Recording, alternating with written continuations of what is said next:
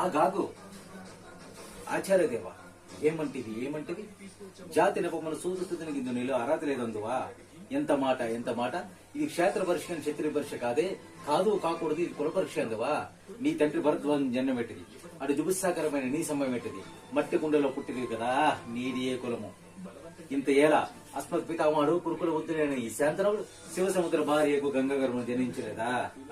ఈయనది ఏ కులము.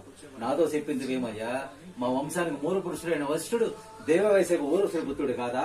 ఆత్ర పంచపజాతి కన్యారున్న శక్తిని, ఆ శక్తి అందు చండాలుని, ఆ చండాలందు పరాసురుని, ఆ పరాసురుని పల్లెపరిచిన మత్స్యగంధే మా తాత వ్యాసుని, ఆ వ్యాసుని వెదరాన్ని మా పితామహ అంబితో మా తండ్రిని, పితామహ అంబాలితో మా పెద్దతండ్రి పాండురాజును, మా ఇంటి దాసితో ధర్మ నిర్మాణ చరిత్రని మీచేకి చింతపడుతున్నా ఈ విధుల దేవుని కనలేదా.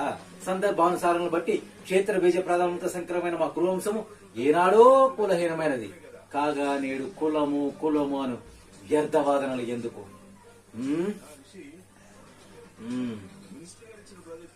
రాచరికమా అర్హతని నిశ్చయించినది. అటులైన మా సామ్రాజ్యమున సస్యశ్యామలమై సంపద విరాజితమై వద్దిల్లు అంగరాజ్యము గీతిని ఇప్పుడే మూర్తావసిద్ధుని గావించున్నాను. సోదరా దుశ్శాసన అనర్గ నవరత్న శక్తి కిరీటమును వేగముగా గైకునము.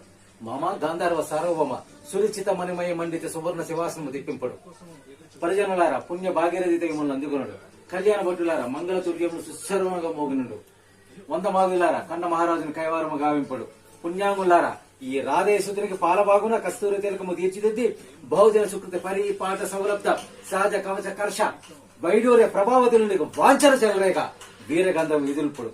నేను ఈ సకల జన సమక్షమున పండిత్ పరిషత్ మధ్యమున సర్వదా శతదా సహస్రద ఈ కుల కంకెల మహాపంకెలమును శాశ్వతముగా ప్రక్షాళన చేసేదను.